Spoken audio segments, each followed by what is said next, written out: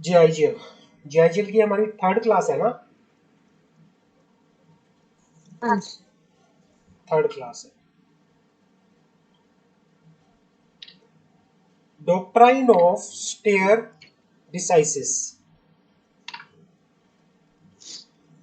Doctrine of stare decisis क्या होता है उसकी बात करते हैं। स्टेयर डिसाइसिस का मीनिंग क्या होता है? स्टेयर डिसाइसिस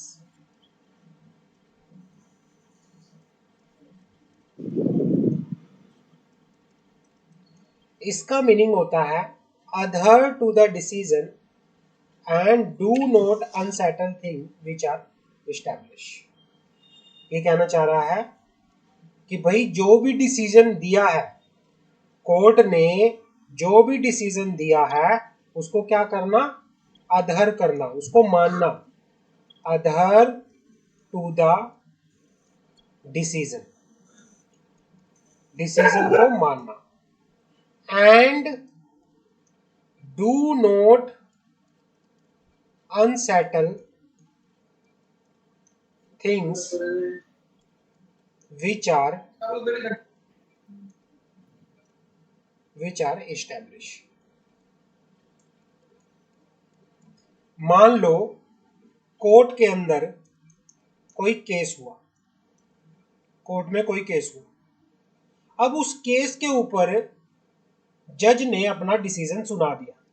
जज ने बोला किसी के खिलाफ कोई केस था, मिस्टर ए के खिलाफ, इसको बोला कि भाई तेरे ऊपर 10 साल की सजा है, इसको जेल हो चुकी है, ये फाइनल हो चुका है, केस बंद हो चुका है। क्या एक केस के ऊपर दोबारा से कोई, अगर किसी को सजा मिल चुकी है, क्या एक केस के ऊपर दोबारा से सजा मिलेगी या नहीं मिलेगी? समझ आ नहीं गई? मिलेगी। नहीं मिलेगी। हाँ जी। ये कहना चाह रहा है कि भाई जब एक बार कोई केस डिसाइड हो चुका है, अब अगर एक बार कोई केस डिसाइड हो चुका है तो उसको प्रॉपरली क्या करना? फॉलो करना, उसको प्रॉपरली फॉलो करना। डॉक्ट्राइन ऑफ स्टेयर डिसाइस क्या कहता है? एक बार जो डिसीजन आ गया है उस डिसीजन को फॉलो करना, उसको मानना। और do not unsettle thing which are establish, और जो डिसाइड हो चुका है उसके लिए दोबारा से कोई क्वेश्चन ना करना। जो सेटल्ड हो चुका है उसके लिए दोबारा से अनसेटल ना करना। समझ आ गई? हाँ जी, जो सेटल हो चुका है उसको अनसेटल ना करना, डू नॉट अनसेटल। भाई जो चीज एक बार डिसाइड हो चुकी है उसको दोबारा से क्या ना करना? कोई क्वेश्चन ना करना। डॉक्ट्राइन ऑफ स्टेयरकेसेस, कोर्ट के डिसीजन को मानना, और जो चीज डिसाइड हो चुकी है, जो चीज इस्टेब्लिश हो चुकी है, उनको क्या करना? उनको फॉलो करना और उनको किसी तरह से दोबारा क्वेश्चन ना करना। हाँ जी। समझ आ गई? हाँ जी। It is the useful doctrine intending to bring about the certainty and uniformity in the law। Obviously, भाई लॉ के अंदर, लॉ किस लिए होता है? लॉ लोगों को न्याय दिलाने के लिए होता है। अब जब न्याय किसी को मिला, अगर वो न्याय के ऊपर ही दोबारा से क्वेश्चन उठना शुरू हो जाए तो लॉ का क्या फायदा? तो ये बहुत ही इंपॉर्टेंट डॉक्ट्राइन है। It is very useful doctrine. Under the stare decisis doctrine, principle of law which has become settled by a series of decisions generally is binding on the court and should be followed in the similar cases।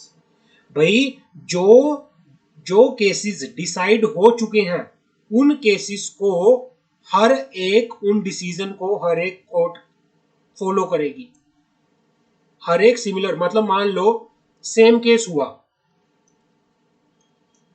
मतलब मान लो निर्भया का case हुआ, निर्भया का case हुआ, same case वैसा ही हो गया, कहीं दूसरी जगह पे सेम केस वैसा हो गया। अब निर्भया के केस में जो डिसीजन लिया गया था सेम डिसीजन इस केस में भी लिया जाएगा। समझ आ गई?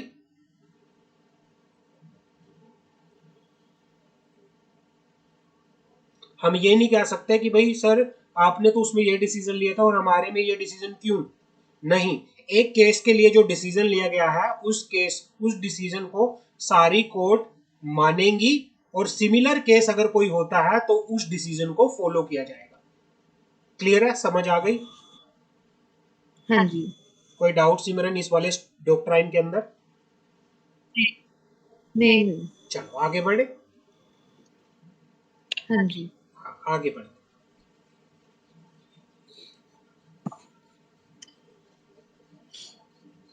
आगे हमारे पास आता है रेशो डिसाइडेंटी। क्या होता है रेशो? रेशो डिसाइडेंटी,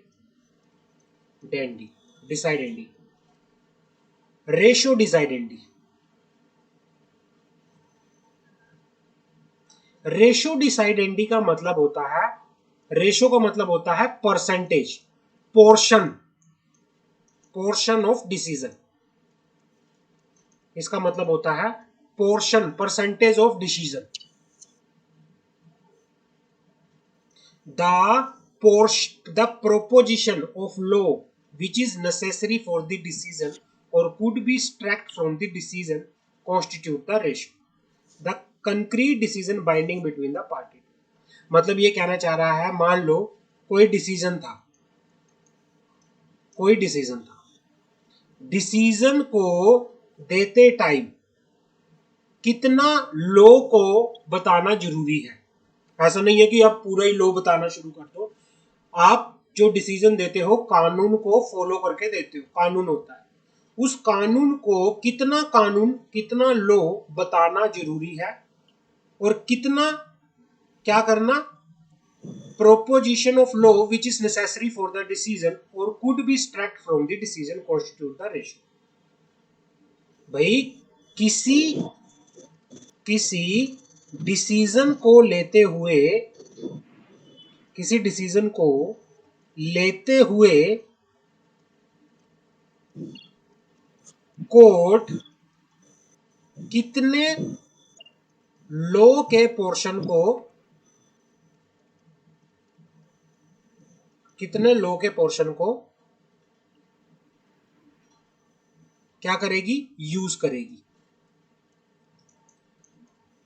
कई बार आपने देखा होगा किसी मूवी के अंदर कोई जब कोर्ट डिसीजन देता है, जज डिसीजन देता है, जज रेफर करता है एज पर दिस सेक्शन, इस धारा के तहत, इस सेक्शन के तहत भाई आरोपी ने ये चीज की है तो इस धारा के तहत इसको ये सजा मिलेगी।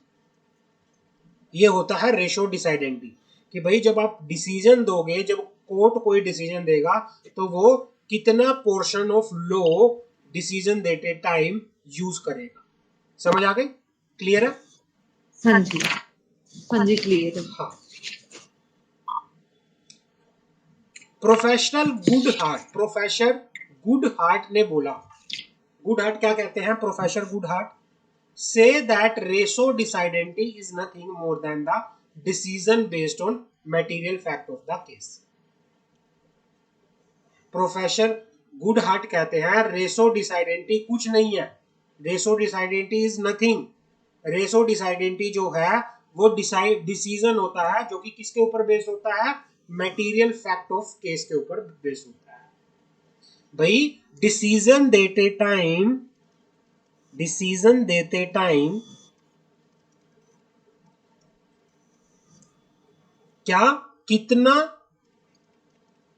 लो और कितना फैक्ट्स जरूरी होते हैं, कितना फैक्ट जरूरी होता है उसे कहा जाता है रेसो डिसाइडेंटी। क्लियर है? हाँ जी। आगे बढ़े। Doctrine of stare decisis, stare decisis और डॉक्ट्राइन ऑफ रेशो डिसाइडेंटी समझ आ गया? हाँ जी। अब बात आती है ओबाइटर डिक्टा। ओबाइटर डिक्टा क्या होता है?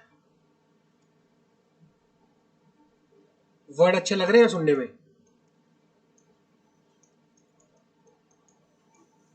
बहुत ज्यादा यूनिक लग रहे हैं। ये लॉ की फिर लैंग्वेज जो है। आप पढ़ाते थे में बैठ जाते।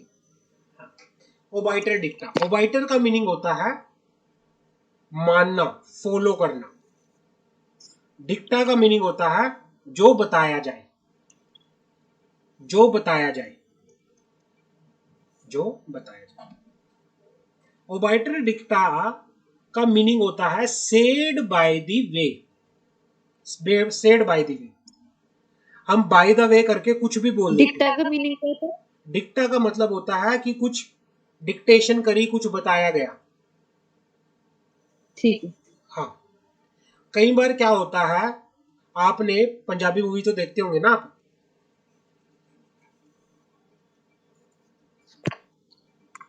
हाँ सिमरन, पंजाबी मूवी देखते हो? कौन सी मूवी? पंजाबी मूवी। हाँ जी, हाँ जी, देखते हैं हाँ, डेफिनेटली। कैरी ऑन जट्टा 3 देख लिया आपने? नहीं, अभी नहीं देखी, टाइम ही नहीं मिलता। बता, काफी अच्छी मूवी बता रहे हैं, मेरे को भी देखनी थी वो, टाइम ही नहीं लग रहा। पहली मूवी है वो जिसने 100 करोड़ कमाए हैं पंजाब इंडस्ट्री हाँ के। जी, क्रॉस की है। हाँ, तो क्या है, कई बार आपने पंजाबी मूवी में भी देखा होगा कि भाई कोर्ट के अंदर केस चला गया, हाँ जी, फाइनल डिसीजन आने वाला था, फाइनल डिसीजन। ज्यादातर मैंने पंजाबी मूवी में ही देखा है ये सीन। फाइनल डिसीजन देने से पहले कोर्ट में जज काफी कुछ बोलता है, सानू ऐदा नहीं करना चाहिए सीगा, समाज के लिए ये ठीक नहीं गा, ये नहीं है, वो नहीं, कहते हैं ना, काफी कुछ बताते हाँ हैं, जी, मतलब जो कुछ भी बता दिया जिसका केस से कुछ लेना देना नहीं है, लेकिन लोगों को लेसन देने के लिए लोगों को जज अपना एक ओपिनियन देता है, जज अपना एक ओपिनियन देता है। कई बार जज ये भी कह देता है कि मैं डेली देखता हूँ, मेरे सामने लोग कैसे कैसे केस लेके आते हैं, रोते हैं, वो करते हैं, कोई भी बात किसी भी तरह से, कोई एक मैसेज देता है जो जज देता है, वो जज खुद से देता है अपनी तरह से। लोगों को उसका केस से कोई लेना देना नहीं है, लोगों को लोग उसको माने ना माने वो लोगों की मर्जी है। जब जज केस से अलग, मुद्दे से अलग कोई बात करता है, उसको बोला जाता है ओबाइटर डिक्टा, सेड बाय द वे। ठीक। बाय द वे कि भाई अगर कुछ और बाय द वे कुछ ऐसी चीज करी, the literal meaning of Latin expression is said by the way. Obiter dicta का मीनिंग होता है सेड बाय द वे,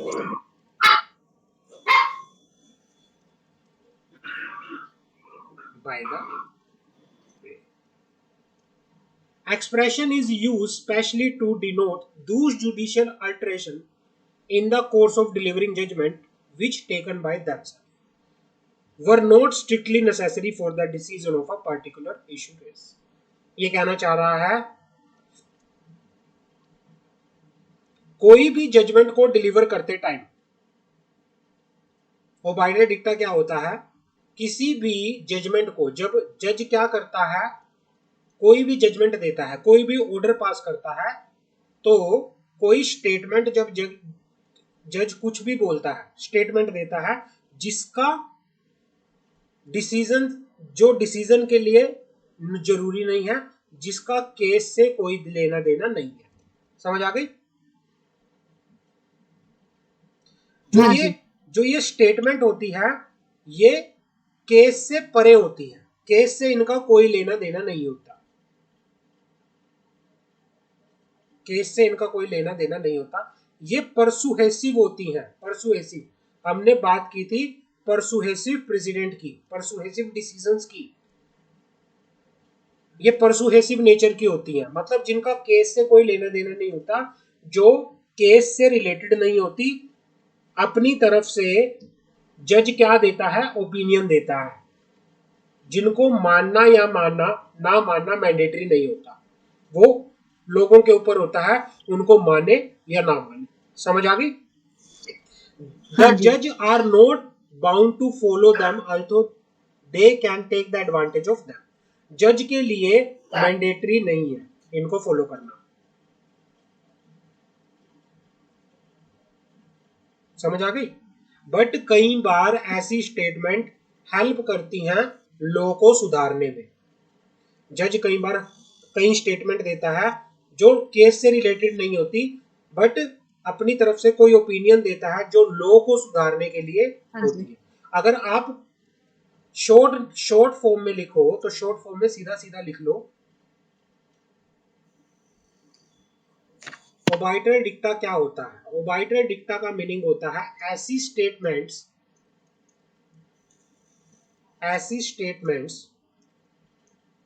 जिनका ऐसी स्टेटमेंट जिनका केस से कोई लेना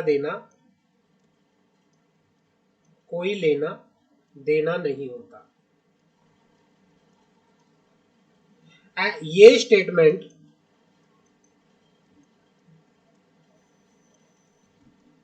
बेस्ड होती हैं किस पे? ऑन द ओपिनियन ऑफ जज। ये स्टेटमेंट बेस्ड होती है ऑन द ओपिनियन ऑफ जज।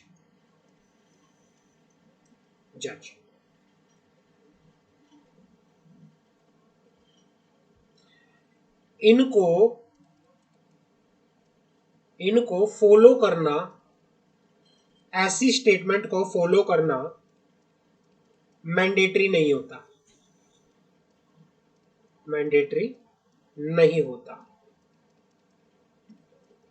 नहीं होता। बट कई बार sometimes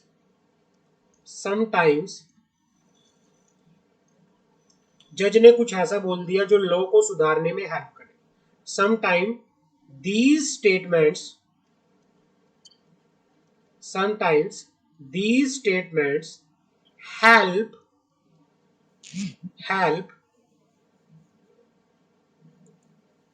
help the cause of reform of law को सुधारने में मदद करती है कई बार ऐसी स्टेटमेंट। समझ आ गई? क्लियर है? हाँ जी। आगे बढ़ते हैं। ओबाइटर डिक्टा आर हाँ ऑफ जी, डिफरेंट जी। काइंड। कई तरह के होते हैं ये, and varying degree of weight. Some obiter dicta are deliberate expression opinion given after consideration of point clearly brought और आर्ग्यू बिफोर द कोर्ट। कई बार कोई क्या होते हैं, कई बार ओपिनियन होते हैं। ओपिनियन किसी का भी हो सकता है। ओबाइटर डिक्टा क्या होता है? ओपिनियन होता है। ओपिनियन किसी वकील का भी हो सकता है, किसी लॉयर का हो सकता है, या किसी जज का भी हो सकता है, या किसी पार्टी का भी हो सकता है। जैसे कई बार वकील भी काफी बोलता है, अपनी स्टेटमेंट को क्लोज करने से पहले वकील भी कई बार बोलता है, बहुत बोलता है। आपने एक मूवी देखी होगी, कौन सी है? तो है, कौन सी है? कौन सा? अभी आई थी वो मूवी, कौन सी है? काफी अच्छी मूवी थी वो, जो जो आशाराम बापू से रिलेटेड है। अभी आई नहीं थी? आशाराम बापू से रिलेटेड मूवी है वो, पता। मनोज वाजपेयी की। हाँ जी। हाँ जी। वो मूवी में, उसके अंदर आपको पता चल जाएगा कि अगर वो मूवी आप देखोगे, आप देखना भी, क्योंकि आपको ना पूरा, अगर आपने वो मूवी देखना शुरू कर दिया, आपको ना जीआईजेल के ये सोर्स ऑफ लॉ वाले एक्सप्रेशन है ना समझ जाएंगे। आपको पता चलना शुरू हो जाएगा कि ये क्या है, क्या चीज ये बोल रहा है। मैं उस मूवी का नाम बता देता ठीक है। हूँ।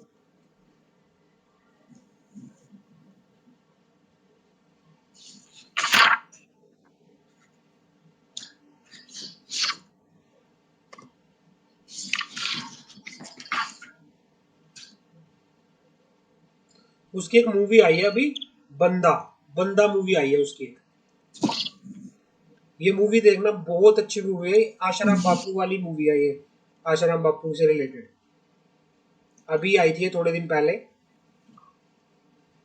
इसमें आपको समझ आ जाएगा, ये ओबाइटर डिक्टा का भी समझ आ जाएगा। जब कई बार वकील भी काफी कुछ बोलते हैं, मैसेज देते हैं कि ऐसे बोलते हैं ना कि कब तक ऐसे मासूम मरते रहेंगे, कब तक ये होता रहेगा, क्यों ऐसा होता रहेगा, वो एग्जाम्पल देते हैं। तो उसे बोल, क्योंकि केस से उनका रिलेटेड नहीं होता कुछ भी, बट वो एक अपनी अंदर से जानबूझकर बताए गए कोई ओपिनियन होते हैं जो दिए जाते हैं, उसको बोला जाता है ओबाइटर डिक्टा। क्लियर है, समझ आ गई? हाँ जी। हाँ, आगे बढ़ते हैं।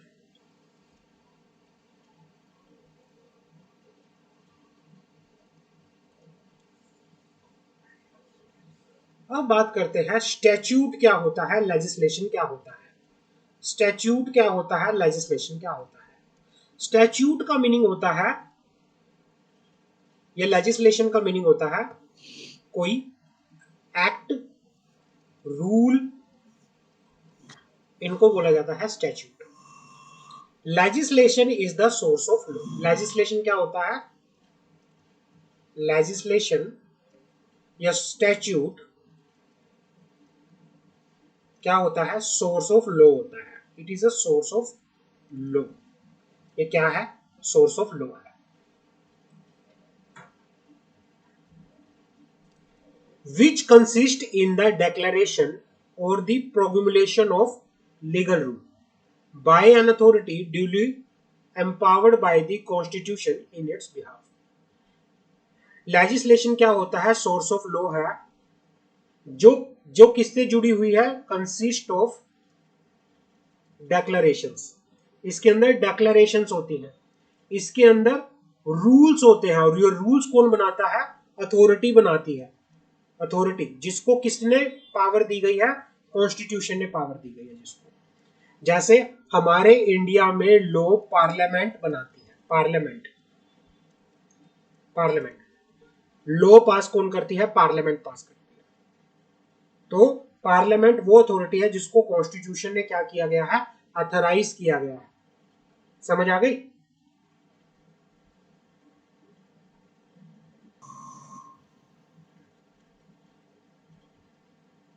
इसमें रूल्स की सिर्फ डेक्लेरेशन होती है, या रूल्स बोलते हैं इसको, इसके लेजिस्लेशन अंदर मींस रूल्स।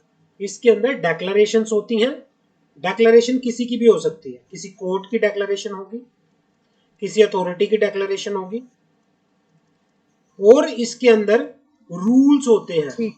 रूल्स जिसको फॉर्मुलेशन का मीनिंग होता है क्रिएशन, क्रिएशन, फॉर्मेशन, ठीक। Formation, formation of legal rule, formation of rule. बनाता कौन है इसको, अथॉरिटी, अथॉरिटी जिसको एम्पावर किसने किया है, कॉन्स्टिट्यूशन ने एम्पावर किया, जिसको कॉन्स्टिट्यूशन ने एम्पावर किया है। क्लियर है?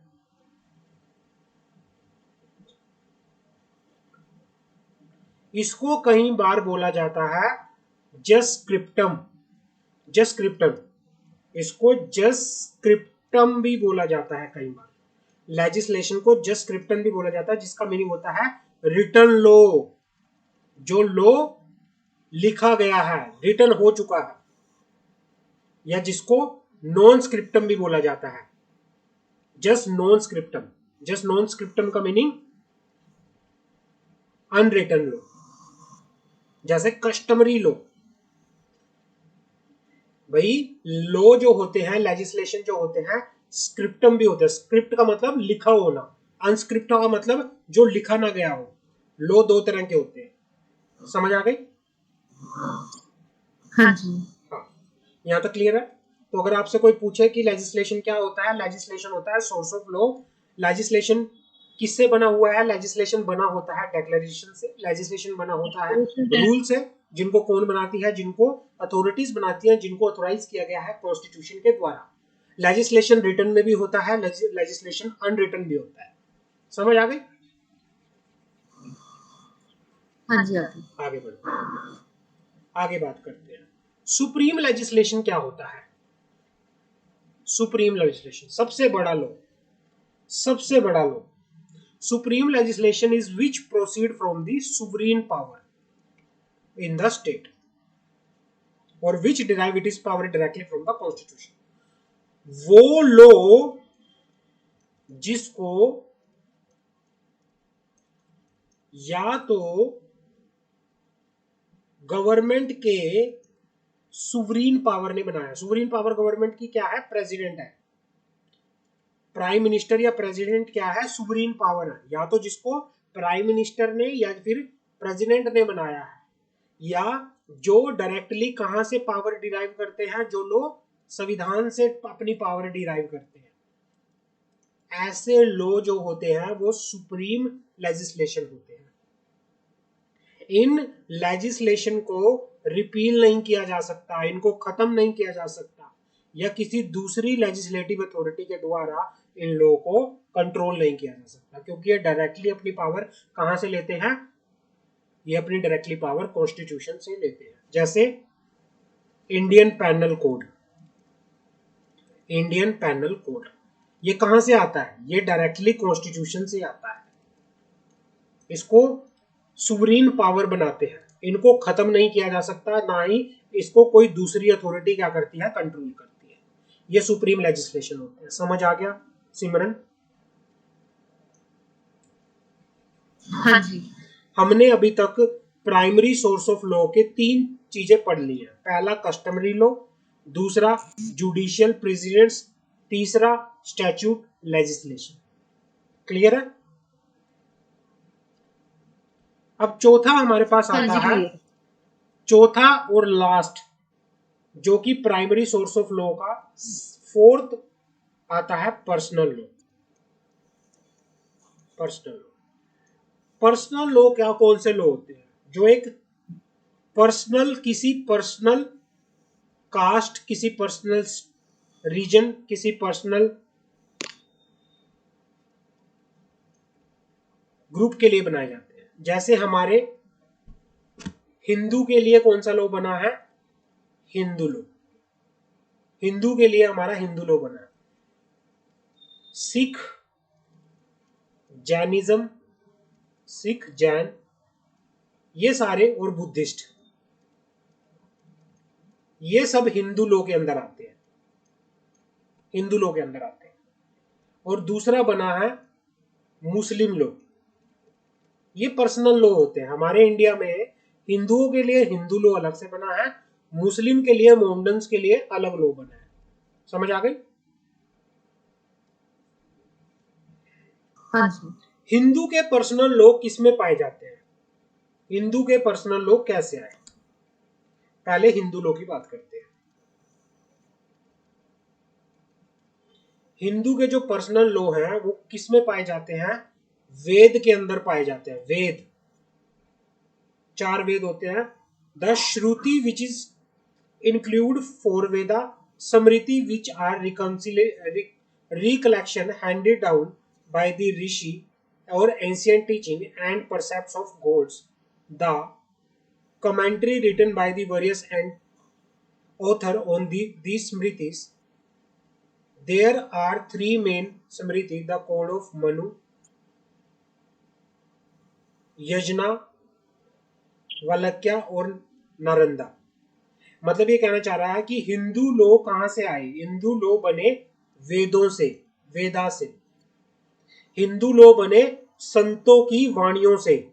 गुरु नानक देव जी ने जो अपनी वाणी लिखी, गुरु नानक देव जी ने जो अपने वो लिखे, मतलब जो जो उन्होंने लोगों को अलग पाठ पढ़ाया, लेसन दिए, हाँ जिसने जी। कबीर दास जी ने, रविदास जी ने, इन्होंने जो अपनी क्या दी? स्मृतियां दी। इन्होंने अपने जो लेसन दिए, इन्होंने अपनी जो पाठ पढ़ाए, वो भी क्या आता है? वो भी हिंदू, क्योंकि उसको लोग क्या करते हैं? मानते हैं, उसको फॉलो करते हैं। गुरु ग्रंथ साहिब जी, उसको हाँ फॉलो जी। करते हैं सब। तो ये क्या है? ये हमारे हिंदू के पर्सनल लॉ है। हिंदू के पर्सनल लॉ है। समझ आ गई? क्योंकि हाँ लोग इनको फॉलो हाँ करते जी। हैं, लोग इनको मानते हैं। तो ये सारे के सारे क्या हैं? ये जी। हिंदू के पर्सनल लॉ हैं। जैसे गीता, रामायण, गुरु ग्रंथ साहिब जी, ये सारे क्या हैं? ये पर्सनल लॉ हैं। इनके अंदर जो भी लिखा है, हिंदू उनको फॉलो करते हैं, हिंदू उनको मानते हैं, इसीलिए उनको पर्सनल लॉ बोला जाता है। क्लियर है? हाँ जी, हाँ, Hindu are governed by their personal law as modified by the statute law or custom in the all matter relating to inheritance, succession, marriage, adoption, co-parency, partition of joint family. मतलब Hindu law उनका personal law है, personal law. Hindu law उनके customs के basis पे, और ज्यादातर हिंदू लोग किस चीज के लिए बने हुए हैं? हिंदू लोग बने हुए हैं अगर हिंदू को शादी करनी है, मैरिज कैसे होगी हाँ जी, भाई? अगर मैं मान लू हिंदू के लिए और सिखों के लिए एक ही लो है, हिंदू लो भाई, ऐसे ही गुरु ग्रंथ साहिब जी के चारों ओर फेरे सिख कम्युनिटी में होते हैं, और ऐसे ही फेरे कौन लेते हैं? 7 फेरे लेते हैं हिंदुओं के अंदर, होता है ना? हाँ जी, हाँ, डाइवोर्स डाइवोर्स भी आपको किस तरह से लेना पड़ेगा? कोर्ट में जाके लेना पड़ेगा डाइवोर्स से रिलेटेड। प्रॉपर्टी का बंटवारा कैसे होगा वो भी। मैरिज इनहेरिटेंस, अगर किसी बच्चे को अडॉप्ट करना है कैसे करोगे?